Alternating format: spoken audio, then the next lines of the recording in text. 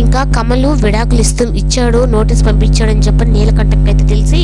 ఇంకా అందరి ముందు నా కూతురు జీవితంతో ఆడుకుంటున్నారా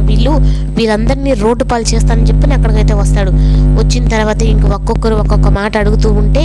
ఇంకా తను ఏం సమాధానం చెప్పలేక అలాగే ఉంటాడు. ఇంకా ఆఖరికి కోమరి కూడా అయితే నువ్వు చేసిన తప్పు మావయ్య, మీ కూతురు చేసింది, విడాకులు అనేటివి మా అన్నయ్యకి సంబంధించినటివి, తనెవరు అసలు జోక్యం చేసుకోవడానికి అని అయితే ఉంటుంది. ఇంకా అక్షయ్కి అయితే ఇంక చెప్పలేనంత కోపం వచ్చేసి నా భార్యకి విడాకు ఇవ్వాలి అనుకుంటే నేను ఇవ్వాలి, అసలు నా ప్రేమేమీ లేకుండా ఇవ్వడానికి కారణం నువ్వెవరు అని చెప్పని అడగడంతో అప్పుడు ఇంకా పల్లవి అయితే తను తప్పించుకోవడానికి పార్వతి మీద అయితే చెప్పేస్తుంది. అప్పుడు పార్వతి అయితే ఇప్పుడు ఎక్కడ పల్లవి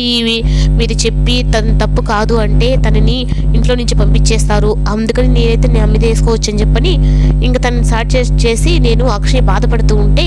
ఇంకా తన జీవితం ఎలా అయినా ఉండాలి అని చెప్పి ఒక మంచి అమ్మాయిని చూసి పెళ్లి చేయాలనుకున్నాను, అంటే నేను కన్న తల్లిగా ఆ నిర్ణయం తీసుకోకూడదని చెప్పి మాట మార్చేస్తుంది. ఇంకా పల్లవి అయితే అమ్మాయ బతికిచ్చారు అత్తయ్య మీరు నన్ను అని చెప్పని అంటూ ఉంటే ఇంకా అక్షయ్కి అయితే నీలకంఠం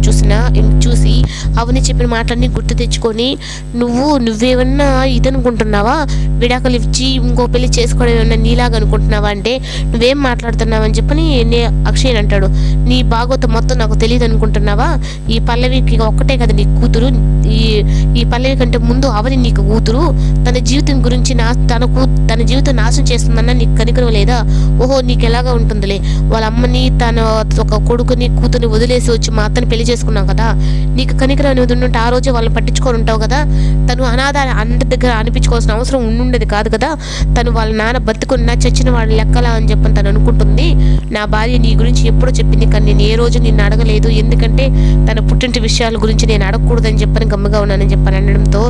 ఇంకా పల్లవికి అయితే వాళ్ళ నాన్నని చూస్తే వస్తూ ఉంటుంది, నువ్వు ఇలాంటి వాడివి అనుకోలేదు కానీ నా పొరుగు మొత్తం తీసేసావు నాన్న అని చెప్పనని నిన్ను ఇక్కడిక్కడ నేను షూట్ చేసి చంపేయాలంత కోపం వస్తుందని చెప్పని అంటుంది.